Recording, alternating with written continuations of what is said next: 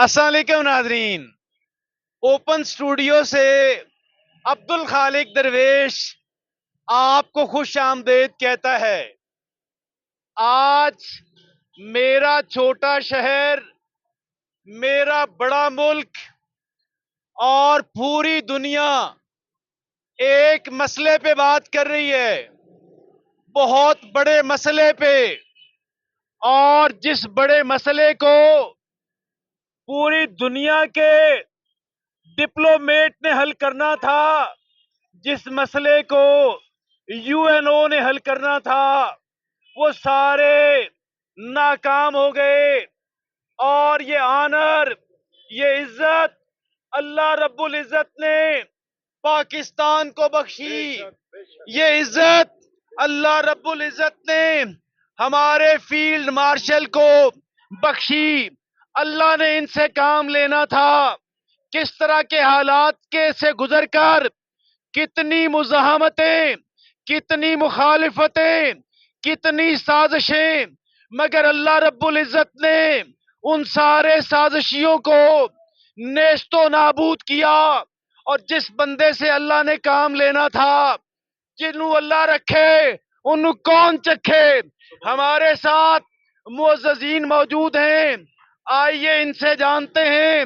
मोहतरम नवाज किंग साहब बहुत बड़ी सियासी और समाजी शख्सियत है, बोलिए जी जरा बात। अस्सलाम वालेकुम जनाब हजरत, मैं अपने तहे दिल तो शुक्रिया अदा करेना जनाब आसिम मुनीर साहब का और शहबाज शरीफ साहब का और तमाम कायदीन जो इस वक्त पाकिस्तान के लिए अपनी कोशिशें कर रहे हैं। मैंने अपनी पूरी ज़िंदगी में पहली दफ़ा, इस 70 साल ज़िंदगी में पहली दफ़ा पाकिस्तान को इतनी इज्जत मिली है जितनी अल्लाह ताला ने। देखो, 9 मई का वाक़या हुआ है। उस दिन, जिस दिन आसिम मुनीर साहब ने कहा है कि 9 मई को मैंने अल्लाह को देखा है, मैंने महसूस किया है, ये अल्लाह ताला ने उनको इतनी ताकत दी थी, ठीक है, कि अल्लाह ताला ने उनको वो अजर दिया, वो चीज़ दी कि उन्होंने अपने से 10 गुना बड़े मुल्क को शिकस्त दी, ठीक है जी। और आज देख लें कि पूरी दुनिया आज इन दोनों की मुतरफ हो गई है, और इंशाल्लाह हम दामे दुरने सुखने इनके साथ हैं, और अल्लाह ताला से दुआ करते हैं कि ये ऐसे ही जाते रहें और पाकिस्तान जिंदाबाद होता रहे। तो माशाल्लाह माशाल्लाह। और देखिए, तो और भी हमारे साथ लोग मौजूद हैं, मुअज़्ज़ज़ीन मौजूद हैं, जनाबे वाला। जनाब, अल्हम्दुलिल्लाह जी। गेट्स तो हर इंसान के अंदर होते हैं, लेकिन पाकिस्तान की जो अस्करी कुव्वत, उसके मुताबिक, पाकिस्तान की अस्करी क़ियादत के मुताबिक अल्हम्दुलिल्लाह हमारे मुल्क के अंदर इतनी अच्छी फौजी लीड बनाई जाती है। हमेशा से ये होता आया है, लेकिन इस दफा अल्लाह ताला ने इस फौजी, हाँ जी, इस फौजी लीड की वजह से पाकिस्तान को बहुत ज्यादा सुरखरू किया है जी। ठीक। तो माशाल्लाह माशाल्लाह। देखिए, हमारे साथ देहातों की नुमाइंदगी करने वाले, पाकिस्तान भर के, पंजाब भर के देही इलाकों की नुमाइंदगी करने वाली एक शख्सियत मौजूद हैं। आइए उनके जज्बात जानते हैं। बिस्मिल्लाहिर्रहमानिर्रहीम। इस इस वक्त जो सूरत हाल है, वो सारी सूरत हाल पाकिस्तान के हक में है। पाकिस्तान की इज्जत, वकार, एहतराम में बेपनाह इजाफा हुआ है, इसमें कोई शक नहीं है और इसमें कोई दो राय नहीं है। लेकिन एक बात मैं ज़रूर करूँगा कि पाकिस्तान को दुनिया के मसाइल के हल के लिए कोशिशें करनी चाहिए और उसके लिए जदोजहद भी करनी चाहिए। और ये बहुत बड़ा ब्रेक थ्रू होगा पाकिस्तान अगर इसको मुस्तकिल जंगबंदी की शक्ल दिलवाने में कामयाब हो जाता है, और दुनिया एक बड़े झगड़े से, एक बड़े खतरे से बच सकती है। दुनिया आलमी जंग की तरफ जा रही थी। इसराइल ने ईरान पर अटैक किया, अमेरिका उसकी मदद को आया, और फिर खलीजी रियासतों पे हमले हुए। गोया ये जंग फैलने का बहुत बड़ा इम्कान था।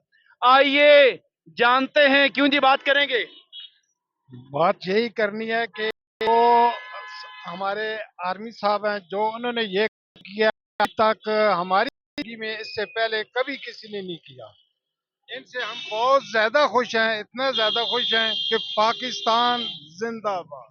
پاکستان کی جو عزت ہے دنیا کے اندر، ابھی آپ دیکھیں، ذرا ہی پہلے کی بات ہے، پوری دنیا میں انڈیا کا طوطی بولتا تھا، پاکستان تنہائی کا شکار تھا. آج صورتحال بالکل الٹ ہے. کیا کہتے ہیں جی؟ ماشاء اللہ ہمارے چیف آرمی صاحب حافظ منیر صاحب، جنرل حافظ منیر صاحب، ماشاء اللہ انہوں نے بہت ہی اچھا کام کیا، اور خصوصاً ماشاء اللہ بہت ہی ماشاء اللہ پاکستان کے ماتھے کا جھومر، اور پاکستان کو دنیا بھر کے اندر ایک بڑا مقام دلانے والی شخصیت جناب فیلڈ مارشل سید عاصم منیر.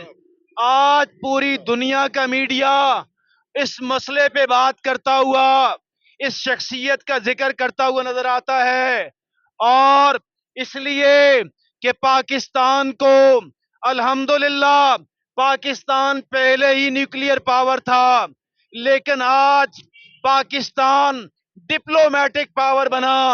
اور یہ بہت بڑی بات ہے. جو کام یو این او نہ کر سکا، جو کام جنیوا نہ کر سکا، جو کام یورپ اور امریکہ کے ڈپلومیٹ نہ کر سکے، وہ کام پاکستان نے کر دکھایا. یقیناً اللہ رب العزت پاکستان کے اندر ایسی شخصیت کو خود پیدا فرماتا ہے، سامنے لے کر آتا ہے. ان کی عظمتوں کو سلام. پاکستان زندہ باد، پاکستان زندہ باد.